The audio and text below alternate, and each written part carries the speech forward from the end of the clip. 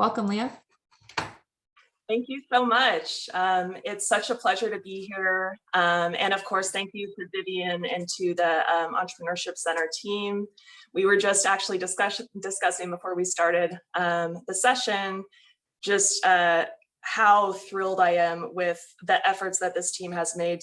Kind of a world-class entrepreneurship center right in the center of San Francisco at City College, where it truly is accessible to many people who, would not have that access otherwise. So hats off to all of you, and I'm super excited to be here today. So again, I'm the founder of a consultancy that works essentially with startups and venture capital portfolios.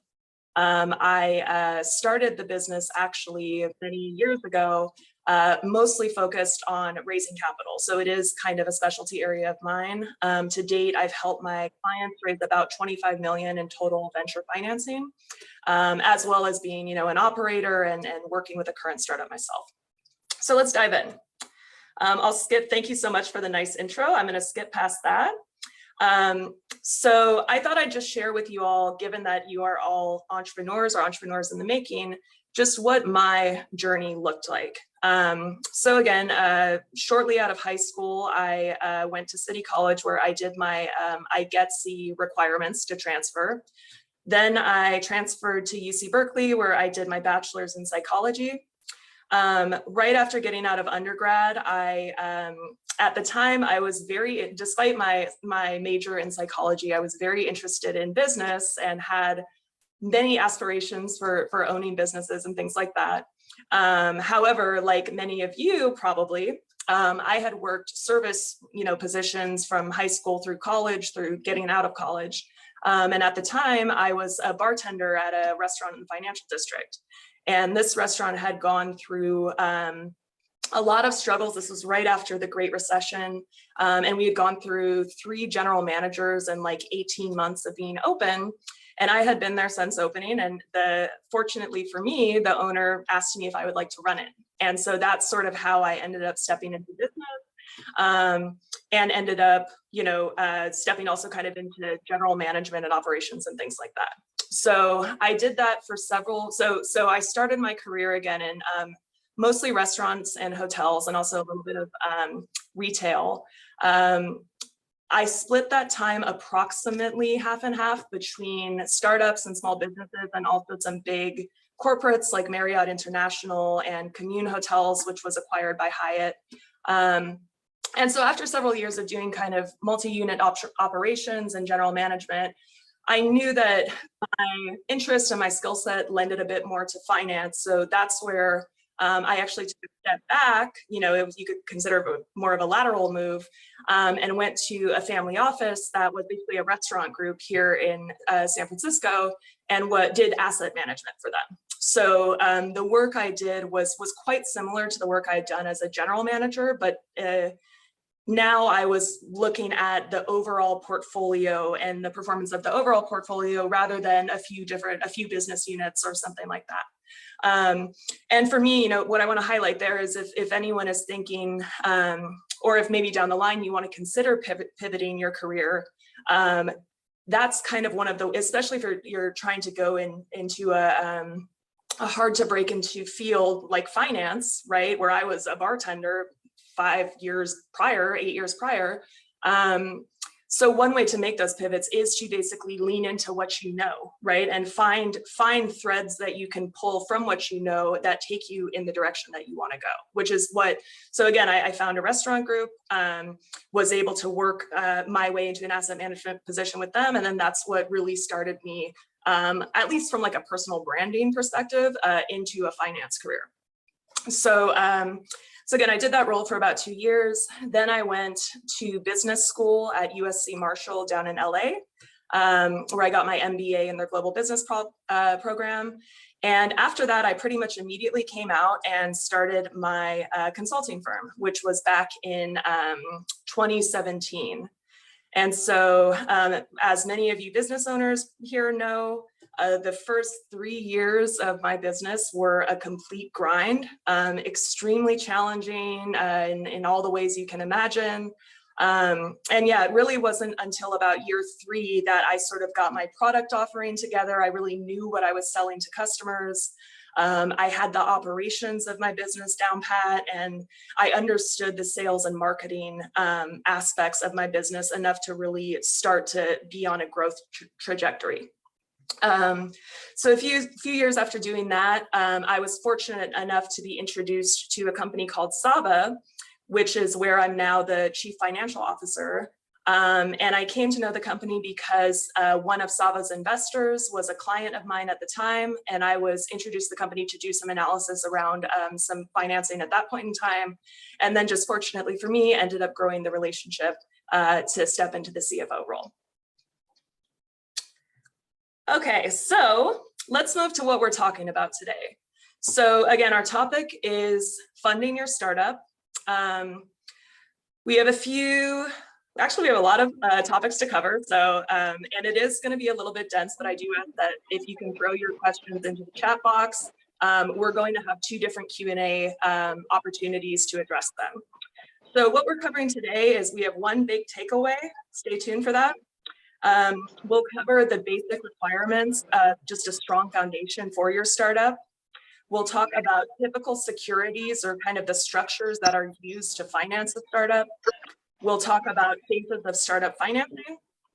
We'll talk about defining a can't miss investment opportunity, then the marketing materials, and then the actual marketing of your funding round before going through some just common pitfalls and then having another Q&A session. So a quick disclaimer, of course, on this presentation is that this is for educational and informational purposes only, of course. You have not contacted me as a consultant, nor especially am I an attorney. So by all means, make sure that you seek out the professional services that are appropriate for your given situation, and don't rely on this presentation or any other presentation for that purpose. Okay, so today's big takeaway is you are selling a financial product when you are raising capital. And I really want everyone to embrace this, because why do you buy one product over another, right? Why do you ever buy a product over another? And importantly, why do you skip over the product you don't end up buying? So this is the angle that I want everyone to keep in mind as we go through this session. And the analogy I like to use is a car, right? So think of your startup currently as a car that probably doesn't have any gas in it. Your investors can lend you gas or put gas in your car, but why should they choose you over all of the hundreds of cars out there, right? And so again, it's keep in mind what are the attributes and what are the actions that push someone to make that purchase. Okay, so first we're going to talk about just some basic requirements. So you can think of this as making sure that your car has wheels, right? So these aren't the things that are going to push you over to, aren't going to get the sale done or aren't going to get the check closed from the investor. But if you don't have them, you're not even getting a call, right? So first, some administrative considerations. One is the type of business entity and the associated documents that go with that entity. And by entity, think that's how is your business formed? The most common one and kind of the preferred one for venture capital investment is a Delaware corporation. So again, a corporation is the business entity and then located in the state of Delaware. Corporation in general, though, is the structure. So that's the typical one. LLC is a really common option. Very common, especially around with consulting businesses or small businesses that won't take a lot of investment in their life cycle. So it's okay. It's not the most preferred version, but there are pros and cons to both. So it really will come down to the needs of your specific consideration, or I'm sorry, your specific company. So do consider both, talk to the appropriate resources, and you'll likely make a decision between those two. Okay, next, moving to documentation of early employees and vesting schedules. So this is an important one because it deals with who owns the company, right? So if, let's say that you're a founder amongst 3 total co-founders. So you own 1/3 and the other two co-founders each own 1/3 of the company. What happens if somebody leaves, right? What if one person who owns 1/3 of the company leaves? Does that mean there's only 2/3 of the company left? That presents a risk to investors, right? Like that's not a leaving for, especially after a short period of time with a full 1/3 of the company, is not a company that the investor would invest into. So that's where vesting schedules come into play. So vesting schedules essentially take any employees really that are compensated via equity in a startup and allow the employee to essentially earn their equity proportional to their time spent with the company. And why, again, this is important and why this is one of your wheels is that you have to have them, right? Like, many investors will not invest until this is established.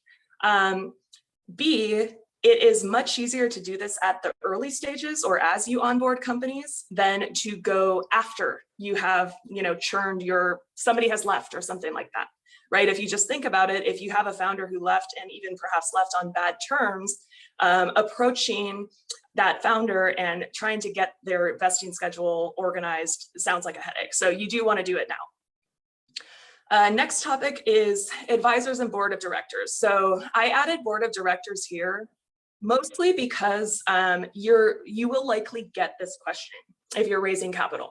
So things like who's on your board of directors, who are you thinking about for your board of directors?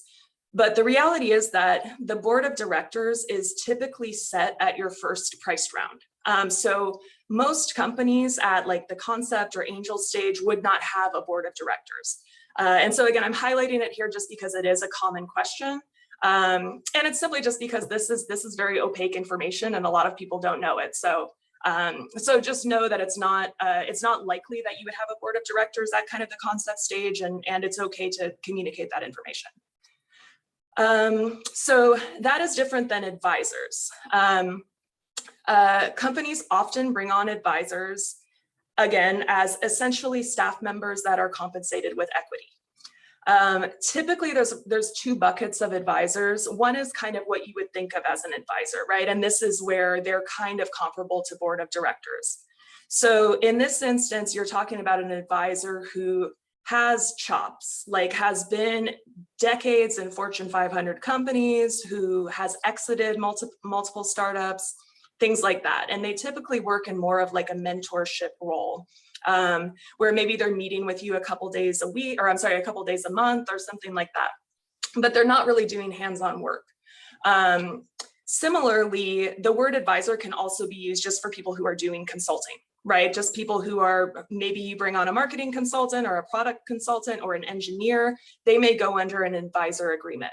And importantly, the advisor agreement vests as well, right? So the advisor essentially gains their equity, typically proportional to their time advising the company, or sometimes on like a milestone-based vesting schedule, which would be maybe delivering parts of a tech project or delivering pieces of branding or something like that. Okay, last item here is IP assignment. So IP assignment, this is kind of similar to the idea of vesting in that IP assignment says that the intellectual property of the company belongs to the company. And this is a really important one. So the intellectual property, even if you built the platform or even if you designed the streetwear or whatever, it does not belong to you, it belongs to the company.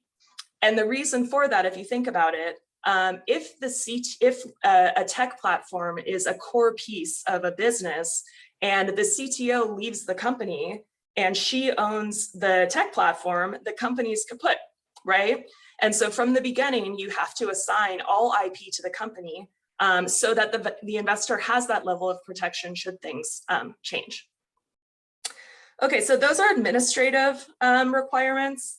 Again, the next thing under basic requirements is just sort of business operations 101, right? And this may be the most boring section, but it is important. So some quick just things to keep an eye on with regards to your financial operations is obviously establish a company account and use it for all of your expenses and importantly, only for your expenses. Establish some basic accounting systems and ideally use an accounting software, like a great free one is called Wave. Because if you have your accounting systems digitally set up, you're 100% in a better position than you would be without that. Track sales and payments received in as short increments as possible. And what I mean by this here, and where this is most important, is for B2C companies that take credit cards. So I'll give you the example of, and why B2C and not B2B. B2C companies have hundreds to thousands of credit card transactions in a month, let's say. B2B companies might have maybe 20, maybe more perhaps if they're big, but not, the scale of transactions is not as great as for a B2C company. So again, why does that matter? So you have, let's say, a streetwear e-commerce site. I come on and I buy something for $100. You record that sale. It goes into motion, shipping out my product to me. The last piece of this puzzle is that my $100 hits your bank account, right? That does not happen all the time. And actually, it's not uncommon for like 2 to 4 times a year for a credit card settlement deposit that should hit your account to just not hit it. And when that has happened to me, I've never found it because the credit card company let me know. I've always found it because, again, my accounting team was tracking my daily sales, reconciling my daily sales. So looking at the $100 and making sure the extra $100 or the $100 deposited matches it. And that's how I've uncovered these type of errors in the past. So it's very important to develop a system to basically make sure that the money you're taking in on paper is actually hitting your books. And then last financial consideration is just keep up with your state, federal, and local taxes. You don't, again, if it's apples to apples and an investor is comparing you, is on the fence between you and another company with many similar attributes, the company that doesn't have $50,000 in tax liability is probably the company that will get the investment. Looking at some basic HR considerations, first and foremost, please do not run your own payroll. Use an outsourced provider. They're typically less than $100 or $200 a month for small companies, and will pay you back in spades by not making errors on payroll processing, which is, again, like errors on payroll is a huge liability. You do not want to make errors on payroll. So just use an outsourced provider. Next, implement and adhere to some standard policies around discrimination, harassment, confidentiality, how you manage your paid time off, hiring and firing, things like that. You can find those on Society of Human Resource Management, SHRM, either .com or .org, and lots of other resources have free templates, but you do want to have basic policies in play to protect you should an employee engage in any of these behaviors. You want to be able to at least show that you implemented a policy against it. And then last is know your federal, state, and local laws around overtime, meal and rest breaks, things like that. These are kind of what you would call wage and hour or employment claims, and you don't, for example, want to find yourself in a position where you are liable to like a class action suit for missed meal breaks or something like that. Because again, apples to apples, you're being compared against another startup. You don't want to have this liability hanging over your head. Okay, so our next topic, so we covered basic requirements. Now I'm going to switch to just talking about what are the typical securities used for raising startup capital. So again, a security is just a financial asset that holds value and can be traded, right? So theoretically, I could write you an IOU and we could perhaps consider it a security. So it's essentially non-cash, holds value, can be traded. So the 2 types of securities that are used in venture financing is the convertible note and or the safe note. The safe note is the simple for future equity. You may or may not, I imagine you may have covered that in this class, but perhaps not. It's important to know that the safe note is basically a version of the convertible note with a more simplified version. So we're going to lump them into the same bucket for today's discussion. So there's the convertible note. Then there's preferred stock, which is basically when you issue equity out of the company, when you sell shares.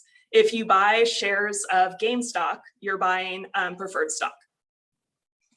Okay, so we're going to talk about the differences between these in terms of company stage, round size, maturity of the security, other terms of the security, legal resources required, and the general diligence process to close one of these, to close funding from one of these assets or one of these securities.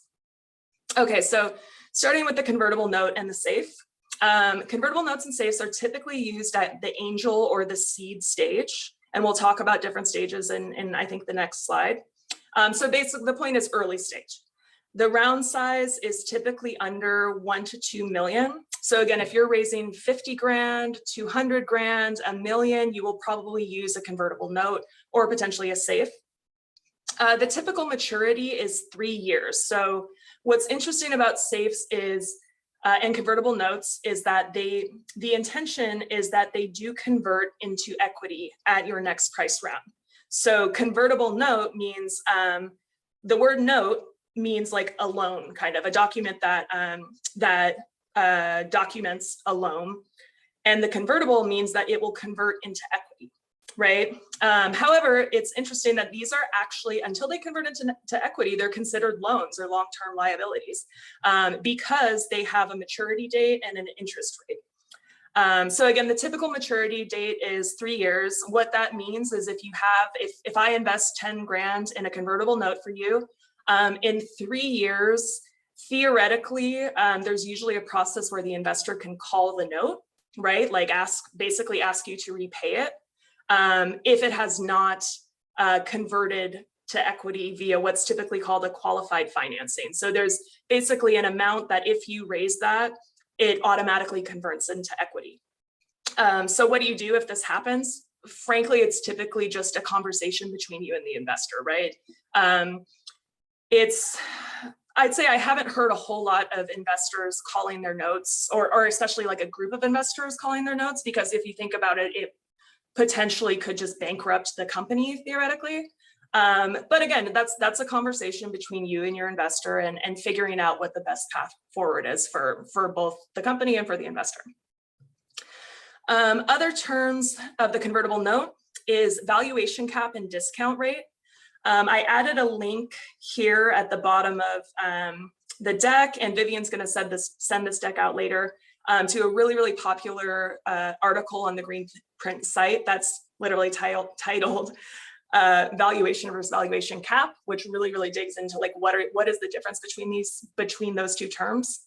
But so a convertible note has a valuation cap, which is not a valuation of your company.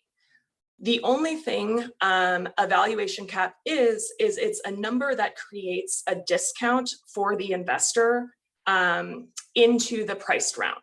So again, the investor is, and again, to underscore that, investors' interest in investing into convertible notes is typically to convert into equity and eventually down the line to exit, right? All of your investors are, most venture investors are putting their money in to eventually get a payout via exit, or that's what they hope for. So the early stage investors put their money into a convertible note, which will convert into the price round. However, those investors should get a different price and a cheaper price basically than the investors in the priced round, right? Because they're taking the risk of putting their money in earlier. How that discount is created is by both, or I should say either or of the valuation cap or the discount rate. So the valuation cap, if my company is valued at, if the valuation cap is 10 million and the company is valued at 12 million, the investors on the convertible note convert into the priced round as if it were the valuation cap. So they get a discount of, you know, $2 million, right? So they're converting as if it was 10 million, even though the company is valued at 12 million. What happens if the company is, the valuation cap is 10 million and the company is valued at 8 million? That's where the discount rate comes into play. So the discount rate is typically 20%. I've seen 30%, but I wouldn't say it's very common. So basically, if the investor does not get enough of a discount via the valuation cap, they will get the discount rate. So they get whichever serves them better. And again, that's to recognize the risk they're taking by coming in earlier than the investors in the price round. And then there's other terms in the convertible note, but they're really very simple, and especially when compared to the preferred stock in the price round. Legal resources for a convertible note are minimal. They're like under $2,000 and perhaps less than that. Of course, I could imagine a world where you could make that more expensive, but I'd say it's uncommon. Because really you're just looking, you need an attorney to set up the note for you. Importantly, make sure that you understand the terms of the note, but from there you really run with the note yourself. Like you fill out kind of the detail, like you fill in the investor's name and things like that. You don't need attorney resources every time you take an investment on a convertible. So for that reason, it's typically cheaper, and the diligence process is also typically shorter, mostly because these are, again, it's a smaller round size. They're typically earlier. It's just generally like a simpler process. So moving to preferred stock, which again, you'll hear me refer to as a price round, as selling equity. These stages are often either seed, Series A, or beyond. Definitely when you hear companies raising Series A, Series B, Series C, those are typically all via equity, via preferred stock. The round size is typically over 1 to 2 million.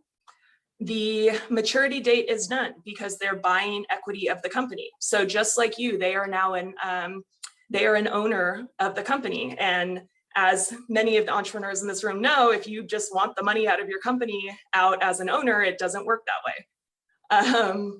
The other terms, so terms is definitely where one of the big differences between the price round and the convert. So first and foremost, there's valuation, right? Which is both, you'll hear the term a lot, that valuation is more of an art than a science, which is absolutely true. So there is, there is of course financial analysis and processes that go into valuing a company, but especially for startups, the most common valuation approach is what you would kind of refer to as market multiples or transaction multiples. So what does that mean? That basically means that the valuation of your company is very, very much dictated by how other companies and similar companies are currently being valued in the market. And they're generally valued as a multiple. So 1 times, 2 times, 3 times, you'll see it as 1x, 2x, 3x, 5x. And that multiple is often applied to sometimes revenue and sometimes what's called EBITDA, but is basically profit, right? So again, just think about if you make, if the profit of your company is $10 and the market multiple is 5x, then the value of your company is $50. So again, like it's not simple, and there's a lot that will go into valuing your company when you get to this stage, but also what's important to note is like the sort of conditions of the market are generally the most impactful factor to valuing your company. Okay, so valuation is one step, and I would actually maybe say that valuation is the simpler aspect of the preferred stock or the price round. Beyond that, there are all kinds of different terms that will be discussed and negotiated between you and the investor, or I should say investor at this point in time. Because again, in a priced round, you typically have, let's say you're raising 2 million, or let's say 4 million. Your lead investor will come in they will typically take, at least a third to half the round, if not more. So again, if it's a 4 million round, they'll take 2 million maybe. And importantly, the lead investor DDs or due diligences the deal and sets the term and the valuation. So really you'll negotiate with that investor, and those terms will be the terms of the price round, which other investors, which are called follow-on investors, will come in, and they will come in under those terms, or they won't come in. And some of those terms are things like what's called liquidation preference, which means how quickly or at what multiple do I get my principal back. So my principal is the base amount that I invest, right? So if I invest $10,000 and the company gets acquired, and I have a 2x liquidation preference, I will get $20,000, 2x 10,000 before the liquidity, the cash or the proceeds of the acquisition flows down to the next seniority, which seniority is effectively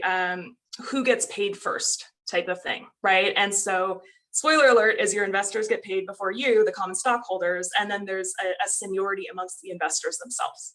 So there's things like liquidation preference, there's participating versus non-participating. That's do they get to essentially double dip into the common stocks proceeds after they've gotten their liquidation preference. Then there's voting interest and other things like that. So really the important thing, and this is actually the next item down, is that price round is expensive.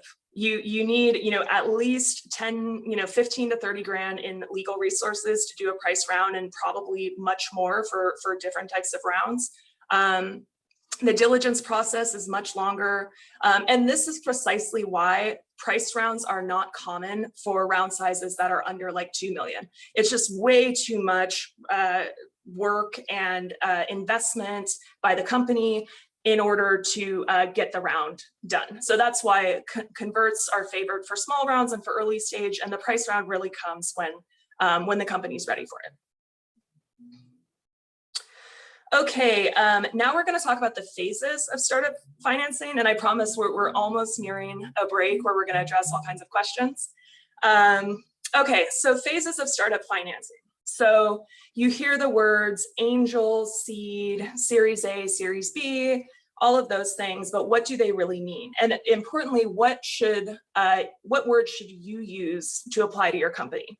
And it matters because you want to be clear in your messaging, right? If you come tell me that you're raising a Series B, but you're only raising $500,000, then I'm going to have like a brain break, right? I'm not going to understand what you're talking about. So it's important not just for your own clarity, but kind of for the clarity of your marketing and how you speak about your company. So we're going to go through and I will say some of this is based in my opinion. So other folks may have other opinions, or you may find other opinions if you look online or something like that. But we're going to go through each of these phases and walk through sort of the characteristics of the company at that phase. Okay, so our first phase is angel, which is very likely the stage that many of you in this room are in or will be in when you launch your company. So the angel stage, from a revenue and traction standpoint, is what's called pre-revenue. And I typically define this as less than $10,000 in revenue a month, right? If you're making $5,000, $8,000 in revenue a month, that is wonderful, that is awesome. However, in kind of the investment world, that would be really considered pre-revenue in general. The headcount, which the word headcount just means the employees in the company. It does not include contractors, but employees of the company. At the angel stage is typically just the founders and perhaps like 1 to 2 very early employees. The round size at the angel stage is less than $1 million, typically. The security used, as we discussed, is the convertible note or perhaps the safe note. And the investors, importantly, and this is going to become more of a theme of our discussion, is what investors should you target, right? So the investors that you would be looking at for an angel round are typically friends and family, accelerators, or high net worth individuals / angel investors. what's important to take away here is at your angel stage, it's very unlikely, for example, that a VC is going to invest in you. And so understanding, just like selling a product, you need to understand your target customer. And so that's the target customer for the angel stage. Moving to the seed stage. So from a revenue and traction standpoint, seed companies typically again have more than 10,000 a month, or they may have comparable user or customer traction. So what does that mean? That means that if you have, let's say, a social media site, right, you may not be charging anyone, or let's say a news site or something like that, you may not be charging anyone, right? So you're not generating any revenue. But let's say you have, 10,000, 20,000 monthly active users. That's significant traction, right? So again, it could be revenue, but it also could be showing traction another way. And then importantly, the seed stage, different from the angel stage, is really the investor needs to be able to see a feasible 5 to 10x growth over the next 12 to 18 months. And we are talking about if you raise, of course, the money that you're seeking, but that money should go to significant growth in the near future. And why is the growth multiple so high is that you're typically growing from like 10,000 a month, right? So 10x 10,000 is 50,000.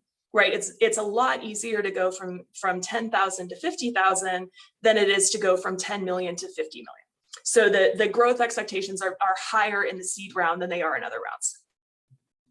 The headcount at the seed round is typically, in addition to who is there in the angel round, now you're typically bringing in key leaders in the company, particularly in the area of product, sales and marketing, possibly some engineering, possibly some operations. But the point is that you keep your headcount lean and focus just on those employees that drive growth, right? So who you're not seeing here typically is like HR managers, finance people, unless they're part of the founding team or like other key leadership positions. The round size for seed is typically 1 million to 5 million, and then I've seen them a bit more. I don't think I've seen one over like 10 million. The type of security is either a convertible note or preferred stock, just really depending on the other aspects of the deal. Target investors are still some angels, as well as family offices / evergreen funds. So evergreen funds are funds that are basically positioned as a fund, but really it's the partners in the fund are contributing their own capital to replenish the fund. So they're not raising a fund by taking investments from limited partners.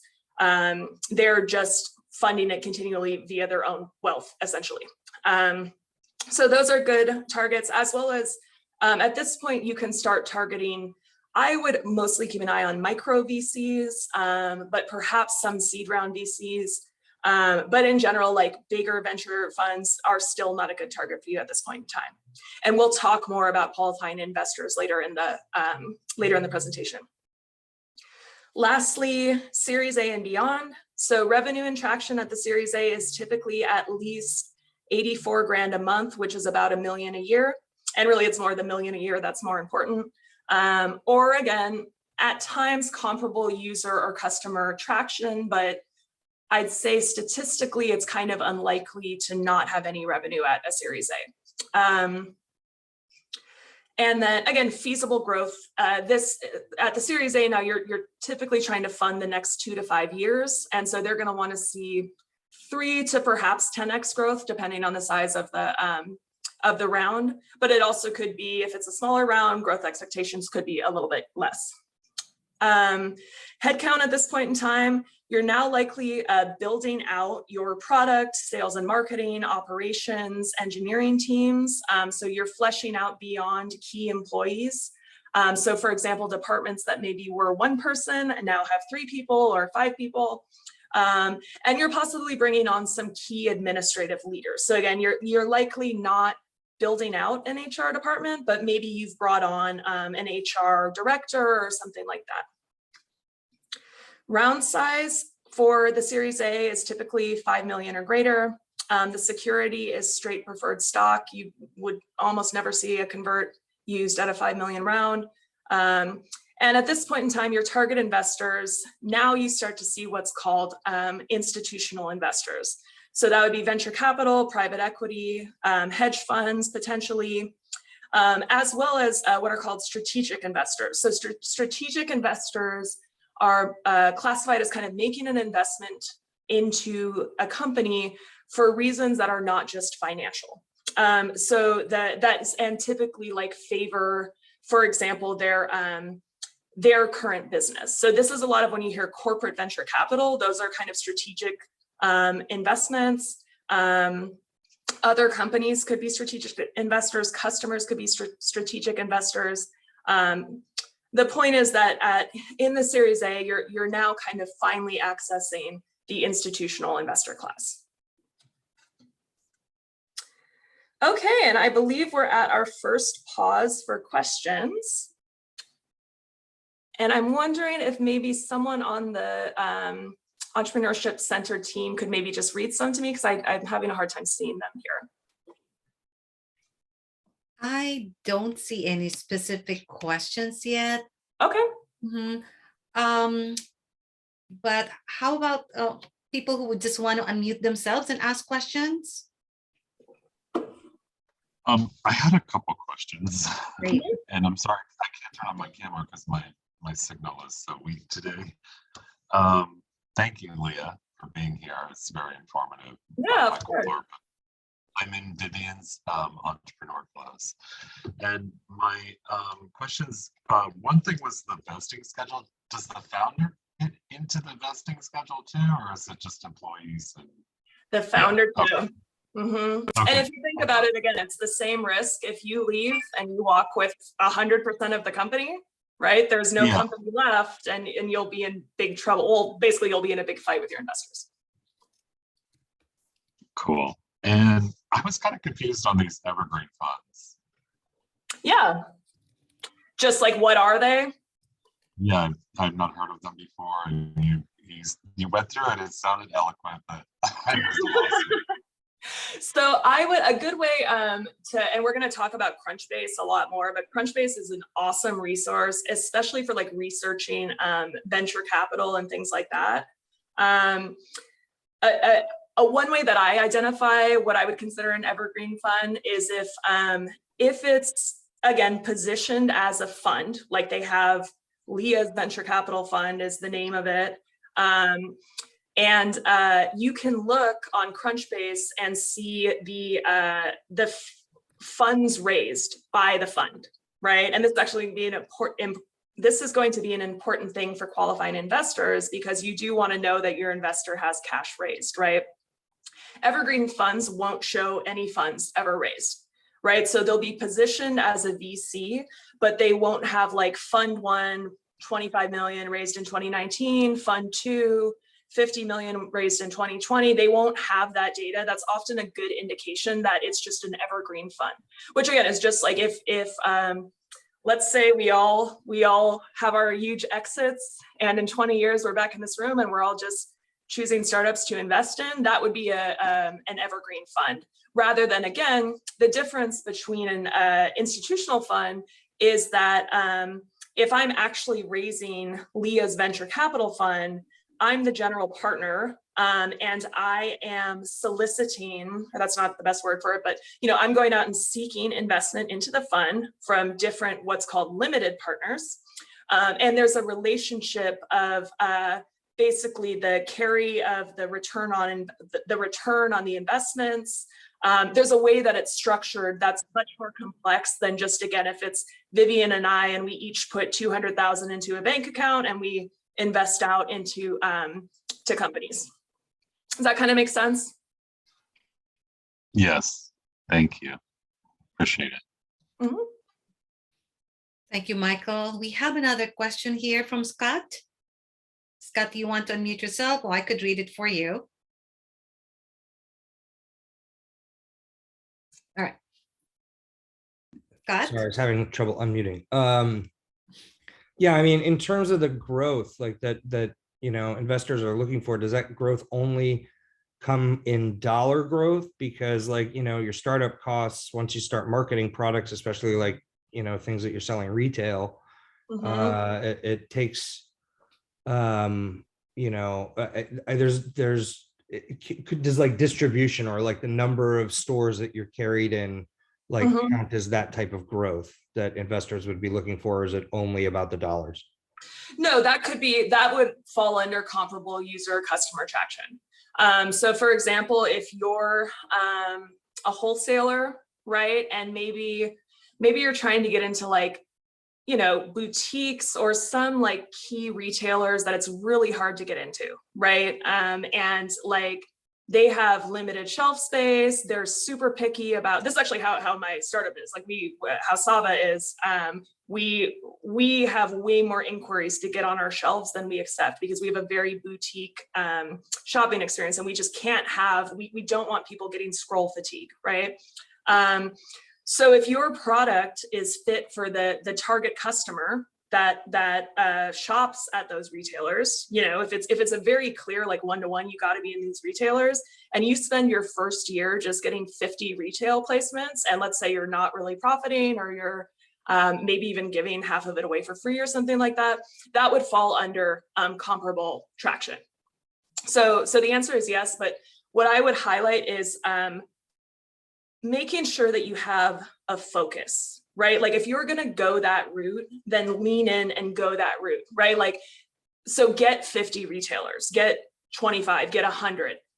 What's not going to work is if you spend a year and you've gotten 5 retailers, that's probably not going to be enough traction for them to really be able, again, to see. It's about you allowing them to see the vision. And at that point, with no revenue and just a handful, it would be better for you to focus more time on traction than to pursue financing. And that's a really common thing too, is just what comes first, right? And you will always overwhelmingly have an easier time.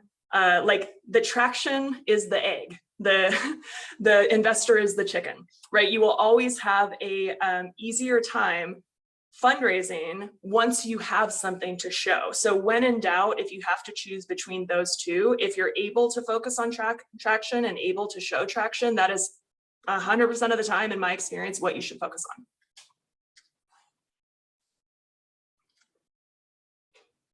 Great, thank you. Any other questions, or should we move on? Sorry, I'm muted. Thank you, Scott. But we have another question here, actually 2 questions. Okay. One is, it's asking, would you suggest setting up an accounting system for a 2-person startup? I would, because they're super easy. There's no reason not to, you get, again, I always recommend Wave Accounting. You can look it up. It's free and tons of startups use it. And effectively, if you set up a digital accounting system, if you link your cards to it that you're using for expenses, and you only use those cards for expenses, all of them exist in that database. So you can even not really have a real accounting resource for a while, and all of your data will be stored for when you do eventually get a CPA, or when you do eventually get an accountant, and they can just, accountants can take 4 years of data and process them in 3 days type of thing. So I would say, I wouldn't spend a ton of time even getting QuickBooks up. QuickBooks is, I would say, maybe too robust for a 2-person startup, but starting with something that, and really the most important part is just capturing those transactions and having a record of them. And just a clean record is all you need, and that will serve you very well in the future. All right. Well, thank you, Leah. And one last question here is, could you please explain a little bit more the differences between convertible and safe notes? Sure. So again, the safe note was basically born out of the convertible note. So again, what a convertible note is it's actually a debt instrument, or it's basically like an IOU kind of, where I say I'm going to give you X amount. The term is 3 years. So theoretically, to the letter of the note, you're supposed to pay it back in 3 years. The interest rate is some percentage, right? Just like if you invested in a savings account, there would be an interest rate. And then again, the terms around converting into the price round. So the valuation cap and the discount. And then there's a few other things there, but that's the bulk of what's important. So that's the summary of the convertible note. The safe note was basically born out of that. And safe notes are typically, I mean, literally built on the convertible note. The things that are generally different in a safe note is that they don't have a term, they don't mature. There's no end date on a safe note. And also there typically is not, well, I'd say often there's not annual interest, right? So it doesn't accrue interest. It's just straight like the discount, what the investor gets out of investing in the safe note is just the discount they get into the price round, not like an annual interest accrual. But beyond that, they're quite similar. And again, the purpose sort of, and I want to say it was like Y Combinator that created the safe note. And I think the purpose for it was to maybe further kind of remove the legalese and just make it really, really simple for like a founder to sit down and have a discussion with an investor, and the two can make a decision on whether or not they move forward with the investment without needing to have, you know, a lot of legalese in between that needs to be reviewed by both parties. And again, that's me speculating, but I think that's kind of the spirit of why the safe note came to be. Yeah. Hi, Leo. I have a question. Mm-hmm. Just like Wave accounting, is there a tool that you suggest for the HR part of it? No, HR, so for payroll processing, I think is what you're asking. That's Yeah, ADP, letter A, D, P, is a standard one. There, lots of people have different opinions about them, but they will process your payroll for you. Gusto, G-U-S-T-O is another one. And I would probably say at the early stages, I mean, the main thing is just you want all your deductions to be correct and your workers' comp payments and all. Like, I'm the CFO and I don't even do that stuff because my payroll company does it, right? So anyway, I think you can probably find something. You can look at different prices to compare and find what you think works for you. But really, you just want accurate on-time payroll processing. Thank you. And one more question here from Rob regarding patent assignments. If the patent is assigned to the company and one of the investors leave the company, what rights do the investor and company have? And is that something that can be predetermined, or is it better to negotiate later? So, I mean, the purpose of IP assignment is that question is answered, right? So again, if the CTO builds the tech platform, but the CTO leaves, the company still owns the tech platform, right? That is 100% the purpose of IP assignment, is to make sure that there's no world where basically the company all of a sudden does not own a core piece of its business because a founder left. Now the question of, so let's say you are the CTO, right? I don't have a great answer for that because I think it's extremely custom based kind of on the various needs and aspects of the business, but it's certainly, there probably could be like some sort of different agreements basically that could be set up, different, you know, where essentially maybe you get paid in one scenario for your time and effort if you happen to leave, or another common thing is like severance agreements, things like that, like continued. Maybe, for example, maybe you're the CTO and you're leaving and you've only vested a small amount, right? Maybe you negotiate that you're not going to get 30%, but maybe you're going to get 10% before you leave, right? So there's not a straight answer to like what should happen for that individual CEO in that instance, except to say that There certainly are many different ways to negotiate it, but the main concept here is that the company does need to own the IP. And again, it's just apples to apples. If an investor is comparing you to another startup and they find out that your CTO did not assign IP to the company, they're going to walk away in a heartbeat. So it's really just you got to have it, or consider a different path, perhaps too. Thank you, Leah. And any other follow-up question? Last call before we move to our second round. Right? I guess I think we're all good. Okay, great. Okay, so we've gone through a lot of like dense, more informational, fact-based stuff. Now we're going to get into the other side of, okay, all of that aside, how do you raise capital, right? And so I want to return to this idea of your startup being a car. So why do you purchase one car over another? And again, so if you're evaluating a car, you first may consider basic requirements, which are things like gas mileage, AC, various functionalities. Those are like, no matter how nice the color is, if the car doesn't get good gas mileage or doesn't have AC, I'm not buying it, right? So those are just the baseline requirements. Then there's things like standout features, right? So style of the car, color, maybe the tech inside, different add-ons. So things that are cool, right? But also like are not terribly uncommon or rare, right? Like other cars have similar stuff too, but they are standout features. But what really pushes you over the line to a purchase is a can't miss opportunity, right? So that would be things like being a limited edition car or being a great price for all of the features or something like that. There's something that makes you decide that I'm going to buy this over that.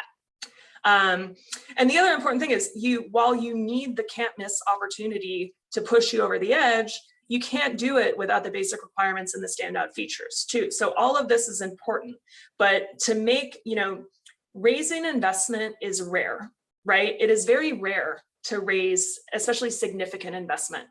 And you need to kind of set your sights that every aspect of how the investor perceives your company needs to be exceptional. And that creates a can't miss opportunity. And that's what closes investment. So again, keep this analogy of your startup being a car in your mind. Okay, so how do you design a can't miss investment opportunity, right? Why should the investor choose you over hundreds, perhaps thousands of different, inbound inquiries they have for pitches? So again, we talked about basic requirements. We talked about administrative stuff. One item that I would absolutely call a basic requirement and not a feature is a viable business model canvas, which I know that you all use in this class. That is a wonderful tool. If your business model canvas does not make sense, do not bother raising capital, right? Like, again, that is not a standout feature. That is a basic requirement. Beyond that, you need to have a strong financial story, right? So you need to be able to show both a near-term path to profitability. So essentially, if you only raised these early funds, right? If you're raising $500,000, what if you can't raise anymore, right? So you need to be able to show a path to profitability on that 500K, but then you also need to convince the investor that there's something bigger, right? That this can be a big multi-million-dollar company that, again, the investor is going to achieve return on her investment via an exit someday, right? Like that's what they're in it for. So they need to both understand that you are going to be able, if need be, to turn a profit in the near term, just with what your early financing is, but also see the big picture of what's down the line. And then of course you need, under basic requirements, is just having clear, informed, easy to understand materials and communication. So your pitch deck, your email copy, things like that. Those are, again, a basic requirement, not a standout feature. So standout features are kind of custom to every company, but one important one is the experience of the founding team, right? So generally, it is very advisable to have somebody in your founding circle in your founding team who has a deep experience in kind of the industry or with the customer segment, and or has deep experience in sales and marketing or growth. Again, growth, traction is everything at this stage. So you need somebody who knows sales and marketing and knows how to create growth. And likewise, you need to have some understanding of the industry and importantly, the target customer. So again, having a team that if I look at your team slide and it convinces me that you all know this industry like the back of your hand, that's a standout feature. But then what makes it a can't miss opportunity? So the first thing I've underlined here, and I cannot tell you how much this is a factor in funding at every single level, is scarcity and FOMO. So no round closes like the round that only has 10% left or 20% left. All of a sudden, everyone, investors are banging on your door asking to participate in the round. They didn't want to participate 2 months ago when you were looking for the lead, but now that there's only X amount left, that is the prime time period for raising capital.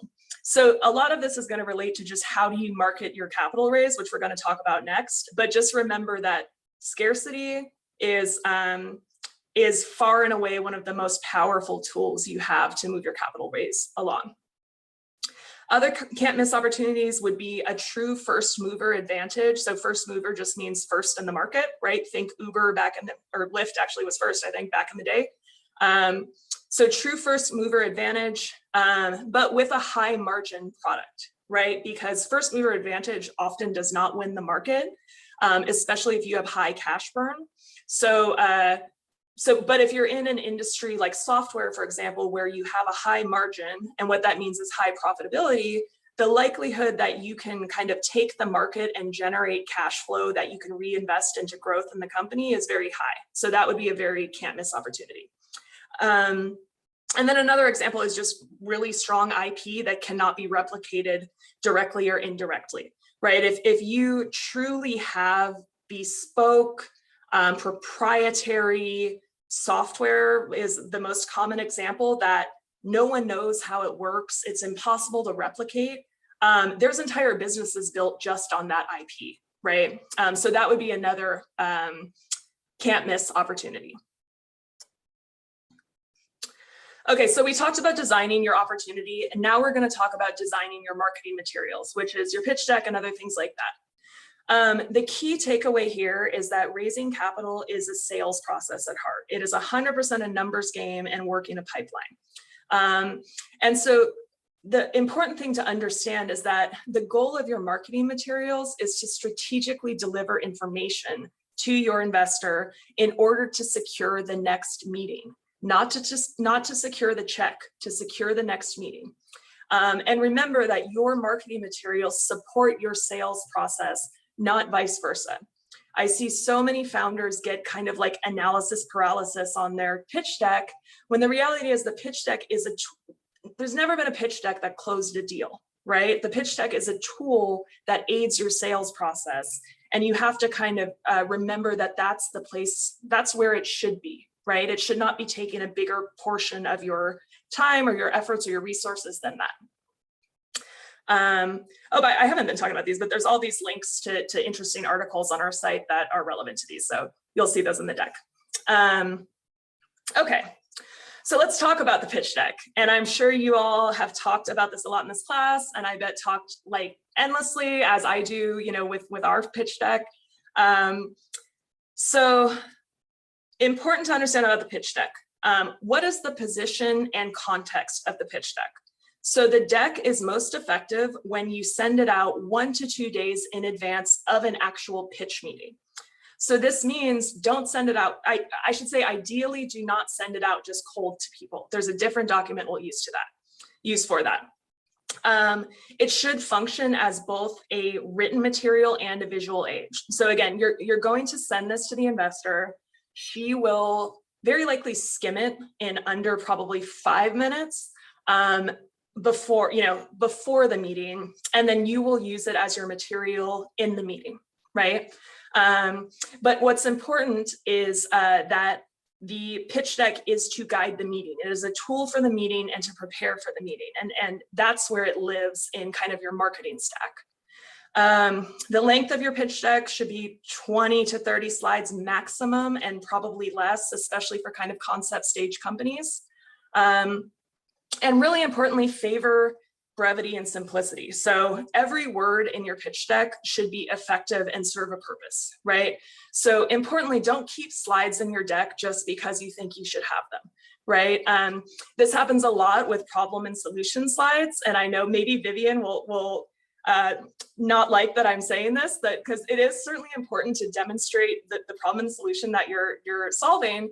But if your problem and solution slides are not strong and you can't get them strong, take them out of the deck, replace them with something else. Because at the end of the day, again, this investor is comparing you against another startup. If they skim and they get to a slide that is not compelling, that may be what throws you out the window, right?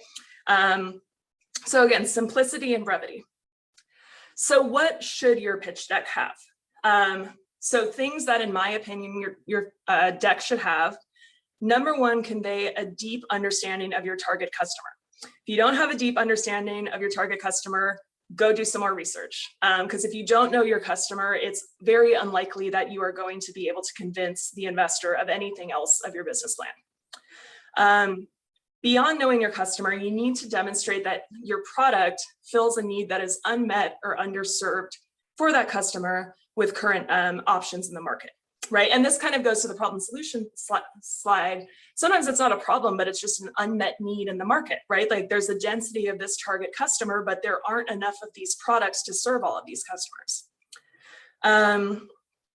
Then you need to show basically that there's enough revenue available from potential customers, and the saturation of competitors is low enough that you can grow to 10 million plus in annual revenue in, let's say, the next 5 years, right? And that's a vague number, but again, you're painting a picture here. Is there enough for you to get to 10 million? Or for example, is the market, there's no competitors, but the market's extremely small. The market's only 500,000 people in the entire US. That's too small of a market to create a venture, right? So you need to be able to convince, your customer, there's an unmet need, and the market is such that I can build a valuable company.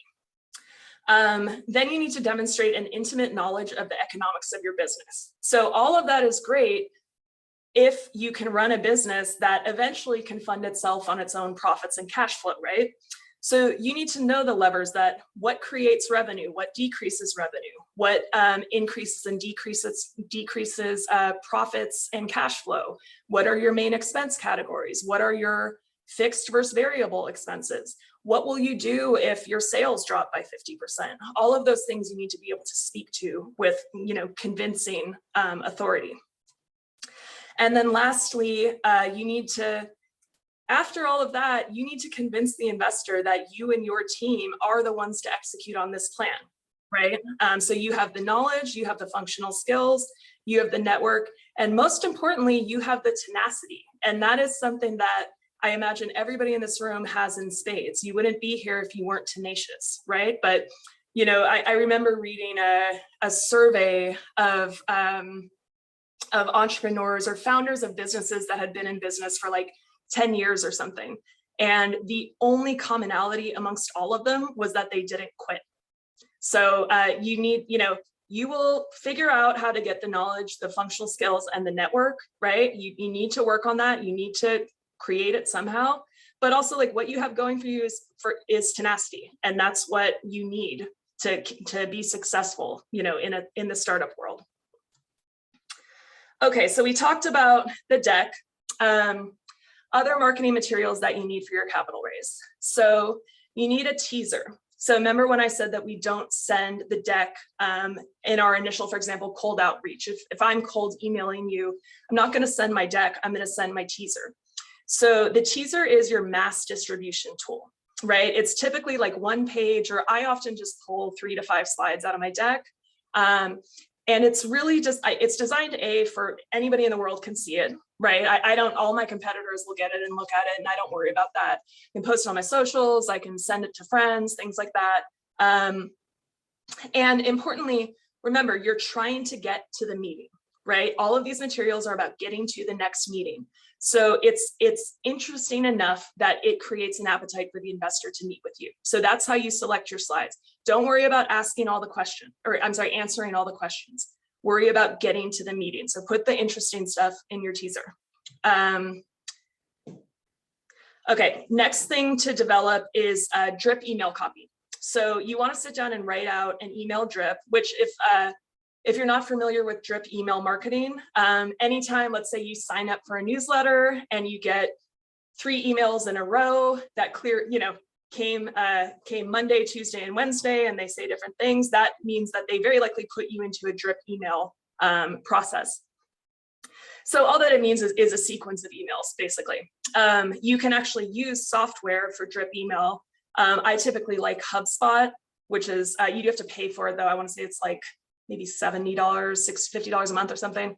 But what's cool is you can design this and you automatically, the software will do it for you. If not, though, just do it by hand. So again, you want to design your first email, which is typically like 5 to 8 sentences. Remember, less is more. You're going to do an intro to the company, your value proposition, and then about 3 bullet points that are, again, very exceptional and interesting about the company, right? So things like growing from 10,000 to 2 million in the next 18 months, going from 100 daily active users to 5,000 daily active users in this period of time, designing the next something, something, something. So again, 1 or 2 sentences, a few bullet points that are designed to intrigue the investor and push them towards accepting a meeting with you. And then importantly, request a meeting, right?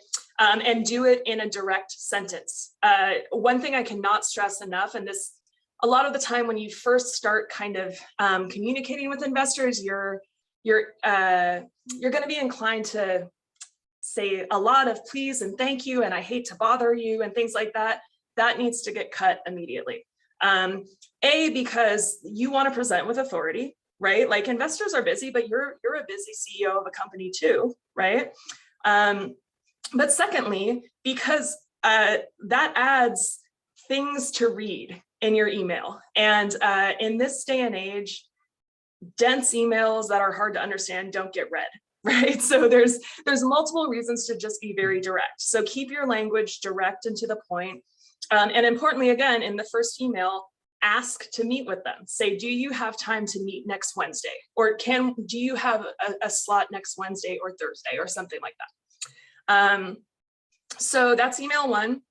Email 2 is typically just 1 sentence and a nudge to email 1. You could, if you wanted to be real fancy, like add a recent panel that they've spoken on or something like that.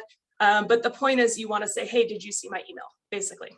And then again, make sure you add a call to action there and say, can we meet next week? Email 3, you want to essentially use language like, I'm confirming that you're not interested in participating. And this kind of triggers the emotional response of not wanting to be left out of participating. I'm sorry, not wanting to be left out of something, right? Or feeling that you're missing out on an opportunity. So confirming you're passing on this round, confirming you're not able to participate at this time, confirming things like that. So again, remember, it's the opposite of would you like to participate? It's I'm confirming that you're not participating in this round. So that's your drip email copy.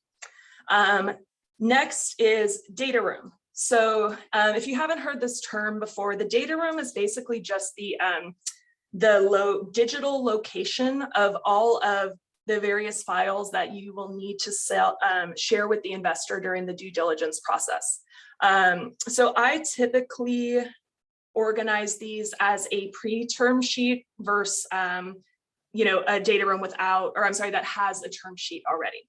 And really it's helpful to do that because it kind of shows that, like, this is what is appropriate to share at this point in time before we receive a term sheet, but I really would like to make sure that we're on the same page about this deal and the investors' participation in the deal before I move forward and start sharing, more sensitive stuff.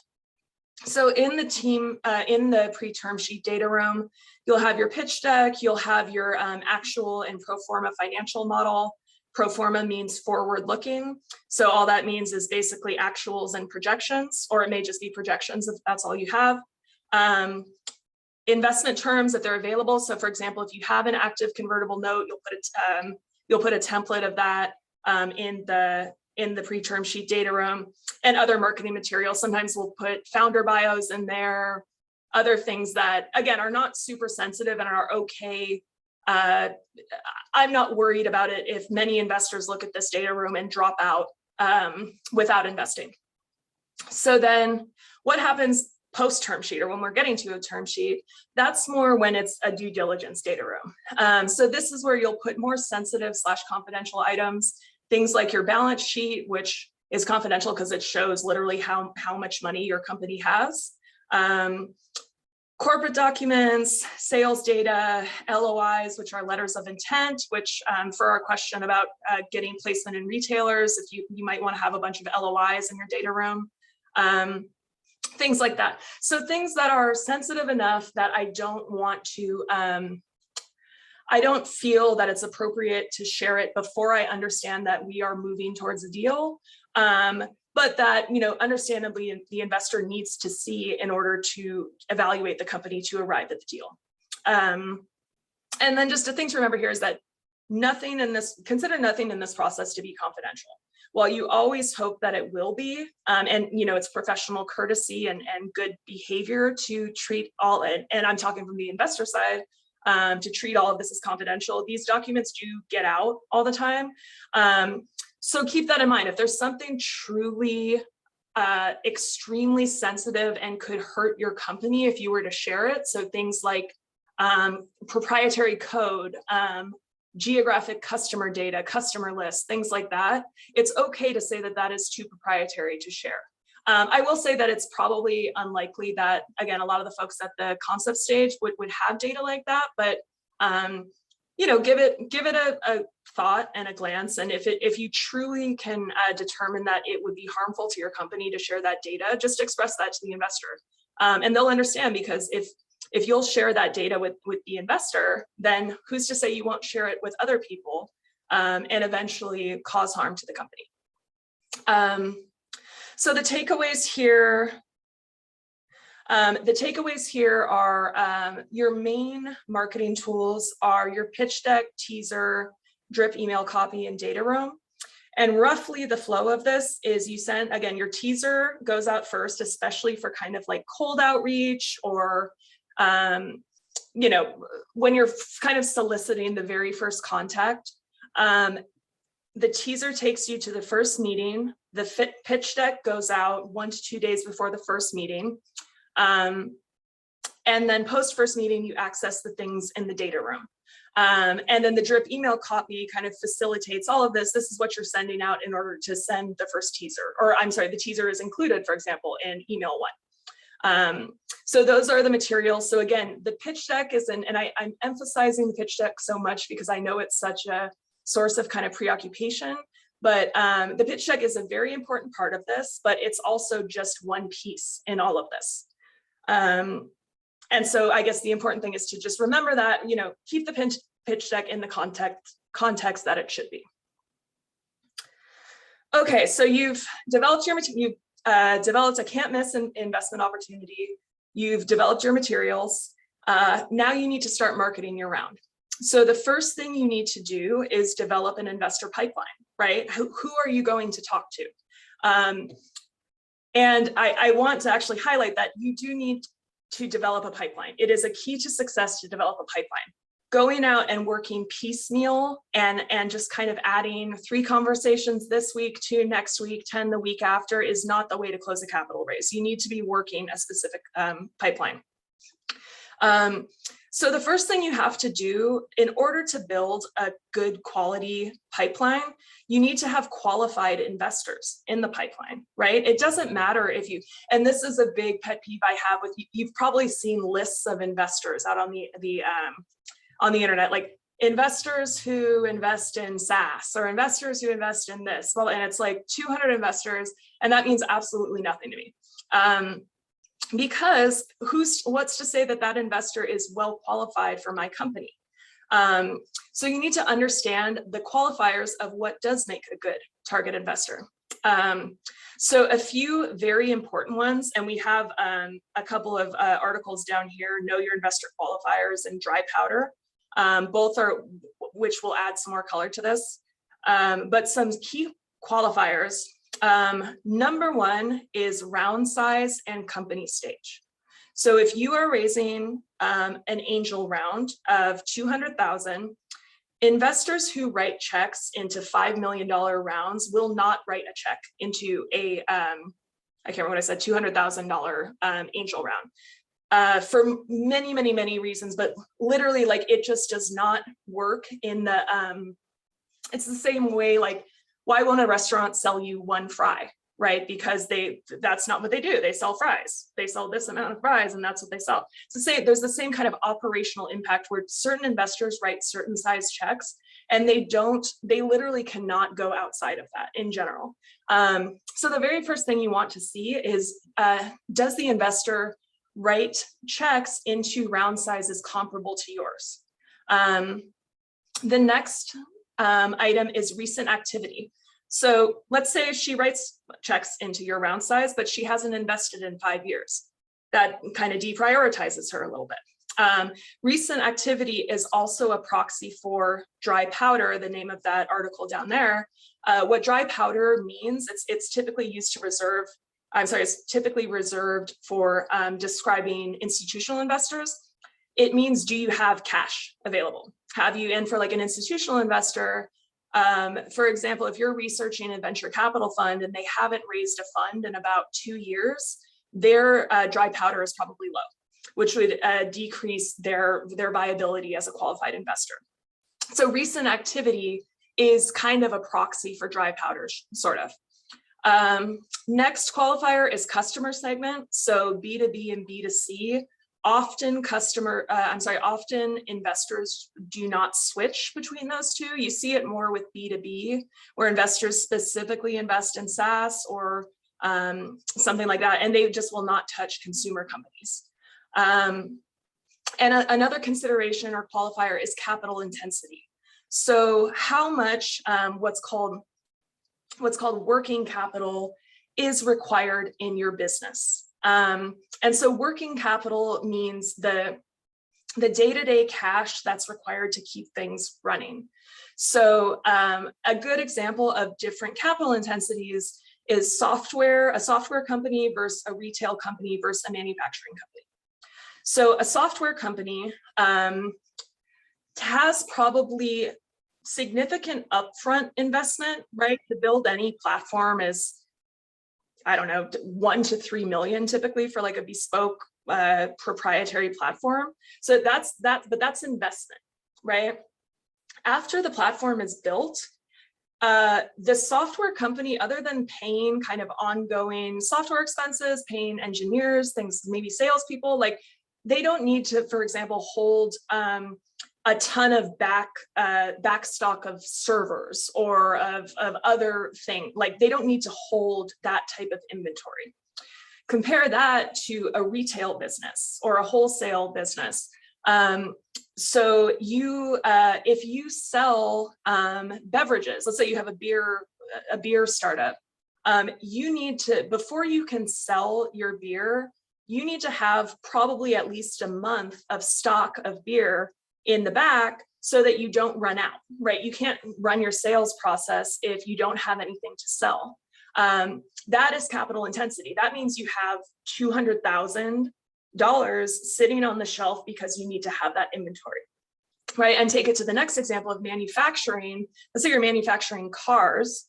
right? Which let's say it costs $500 per car, and you need to have the same quantity as the beer company, you can imagine how much more capital intensive that business is. So like the takeaway here is that if you, for example, if you have a retail company, a wholesale CPG company, something like that, you really want to make sure that your investor, even if they invest in B2C companies, if they invest in social media, they will probably not invest in, like if they strictly invest in social media, they probably will not invest in like a beverage company or something like that. So the point of all of this is, and a recurring theme you're going to hear is, it's not about good or bad, but it's about prioritization, right? So the investors, if you just go down this qualifier list, the investors who most match your company based on these qualifiers are your highest priority targets, and likely the ones you want to focus on most. So step one is to know those targets, know what they are for your company, and make sure that you're understanding that investors who match these qualifiers are the best targets for you. So once you've defined your qualifiers, then you want to go out and research your pipeline. So the best resources, if you're raising kind of an angel round and you're mostly looking for individuals, LinkedIn, AngelList, Crunchbase is still a good one because you can see individual investors on Crunchbase, though not as much. And the hard thing is that just the data available for individuals versus institutional investors and funds is less. So you're likely going to need 50% to double the amount of targets in your pipeline, just because so many of them you won't necessarily be able to qualify. Now, when you're looking for institutional investors, so for your seed round or perhaps your Series A, the best, I use Crunchbase, and the best way to research to research qualified investors in Crunchbase is to work backwards from recent deals from comparable companies. Right. So again, if I'm a beer company, I'm going to look at deals in the last year of beer, wine, probably other beverages, maybe other highly regulated like vitamins or something like that. And the point is, I'm going to look at deals that have happened in the last year and look at who their investors were. Because again, and then of course, look at round size and make sure that's the same round size. But beyond that, you've kind of already knocked out 3 of the qualifiers just by using that method. So again, Crunchbase is a great source for institutional investors, and then just general like funding announcements. A lot of companies put out PR, can't remember the word for that, PR notices for their funding rounds. So you can see those if you're in beverage or if you're in software, you may want to tag a Google alert for seed plus software, or seed plus SaaS, or seed plus video games or something. Press releases, thank you. That was killing me. I'm sure you all noticed that. Anyway, so that's another good source. Okay, so you've defined your qualifiers, now you're researching your targets, and last you need to build your pipeline. So this is, again, you need to build a pipeline, but if you spend the time to find 200 targets, you're going to be spending so much time doing research that you're not going to be out there pitching, right? You're going to be losing momentum. B, it's kind of likely that some of the data that you built your pipeline on will be old by then.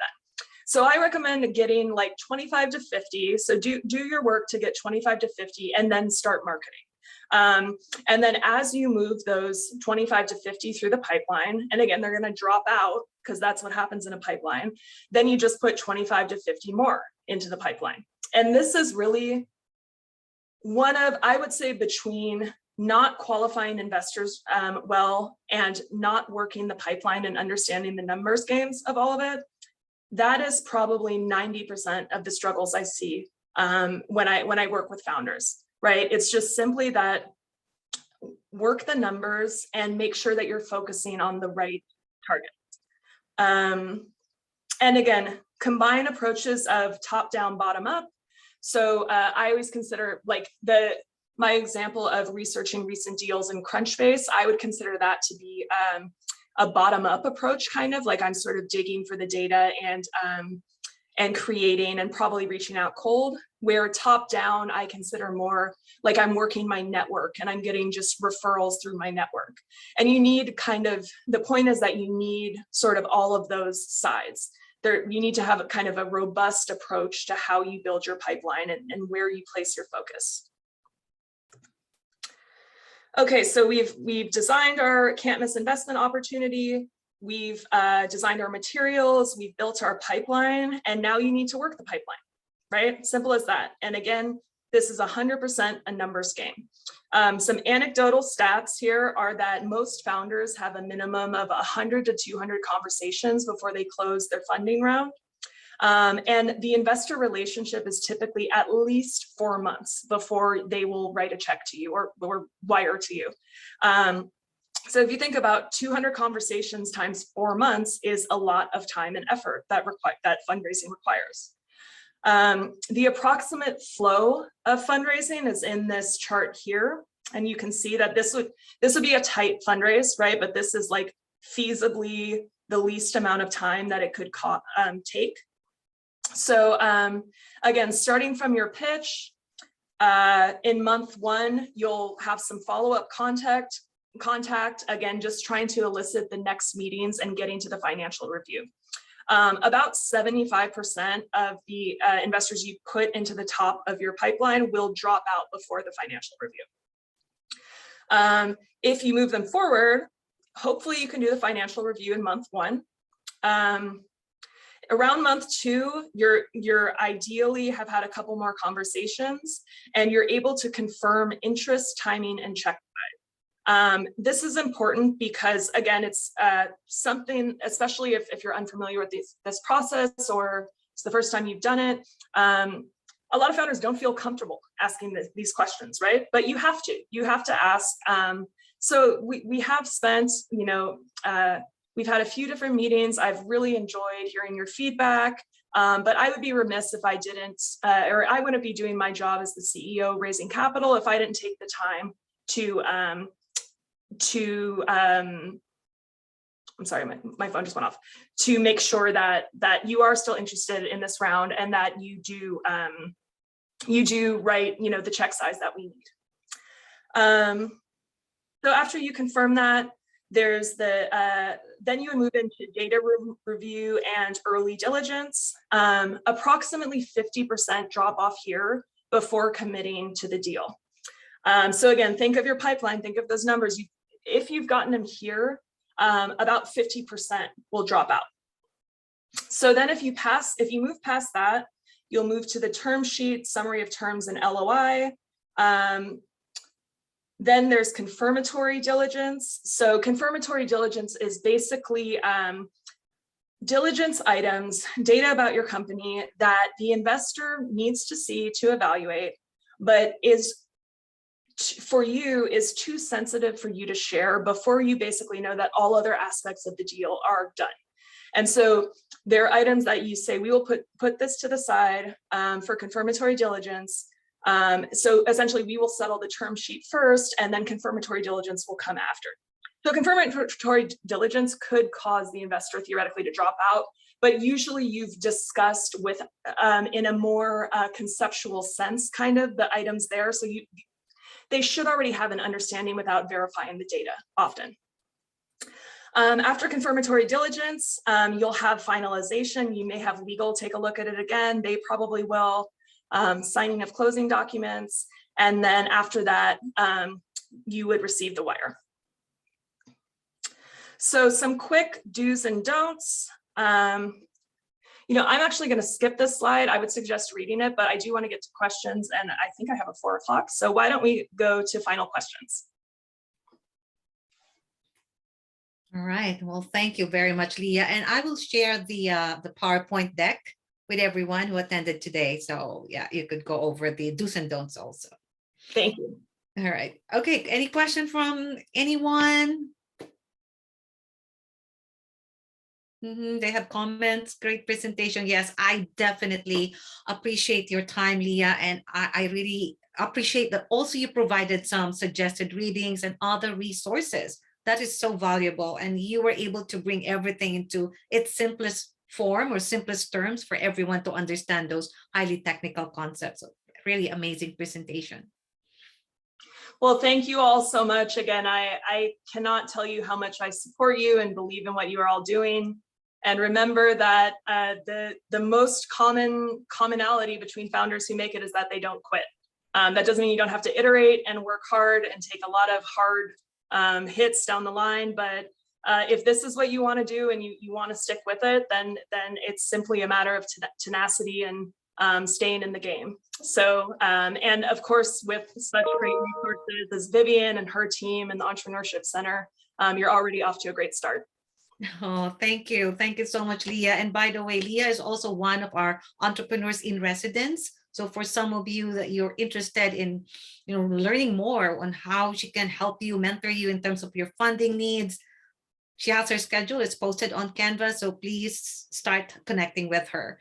And also, I know there's a question here. Do you have any tips or any hacks to simplify investor pipeline? To simplify the pipeline through Crunchbase, I don't really have a great tip other than what I said, to work backwards from actual deals. But beyond that, I always say that, like, for me to do work on the pipeline, I need 4 hours minimum to just sit down, quiet, and go through the time, essentially digging through the data on Crunchbase. Mm-hmm. Thank you. And yeah, I'm reading all through this comments. It's very informative. Yes, thank you. And if you have any other question, I'm sorry, we're running out of time. We have to let go of Leah, but maybe we can have her again at some point in the next semester. Absolutely. Okay, well, with that, this session is now concluded, and thank you everyone for joining us again. And of course, for Leah and all the other partners who are supporting our center, because we'll never be here without the support of alumni and other community partners to make this center a reality.